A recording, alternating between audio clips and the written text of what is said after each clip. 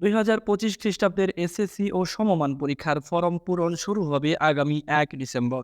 বিলম্ব ফি ছাড়া ফরম পূরণ করা যাবে ৯ ডিসেম্বর পর্যন্ত, আর ফি পরিশোধ করা যাবে ১০ ডিসেম্বর পর্যন্ত। বিলম্ব ফি সহ ফি জমা দেওয়া যাবে ১৫ই ডিসেম্বর পর্যন্ত।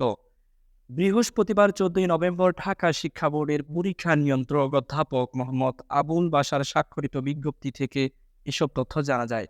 বিজ্ঞপ্তিতে বলা হয়, ২৭শে নভেম্বরের মধ্যে নির্বাচনী পরীক্ষার ফল প্রকাশ করতে হবে, আর নির্ধারিত ফির অতিরিক্ত কোনোভাবেই আদায় করা যাবে না। এ সংক্রান্ত কোনো অভিযোগ পাওয়া গেলে সংশ্লিষ্ট প্রতিষ্ঠানের বিরুদ্ধে বিধি অনুযায়ী ব্যবস্থা নেওয়া হবে। বিজ্ঞান বিভাগের পরীক্ষার্থীদের জন্য ফরম পূরণের ফি ২,২৪০ টাকা, ব্যবসায় শিক্ষা ও মানবিক বিভাগের ফি ২,১২০ টাকা, পরীক্ষার্থীদের বেতন ও সেশন চার্জ হিসেবে ২০২৪ সালের ৩১শে ডিসেম্বর পর্যন্ত পরিশোধ করতে হবে।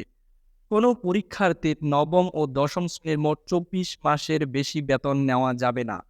সাধারণত প্রতি বছর ফেব্রুয়ারির এসএসসি এবং এপ্রিলে এইচএসসি পরীক্ষা হয়, কিন্তু ২০২০ সাল থেকে করোনা মহামারীর কারণে দেশের শিক্ষাপঞ্জি এলোমেলো হয়ে গেছে।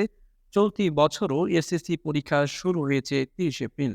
শিক্ষাসহ সব খবর সবার আগে জানতে পিবিসি টাইমস বাংলার ইউটিউব চ্যানেলের সঙ্গে থাকুন। ভিডিওগুলো মিস করতে না চাইলেই এখনই আমাদের চ্যানেলটি সাবস্ক্রাইব করুন এবং বেল বাটনটি ক্লিক করে দিন।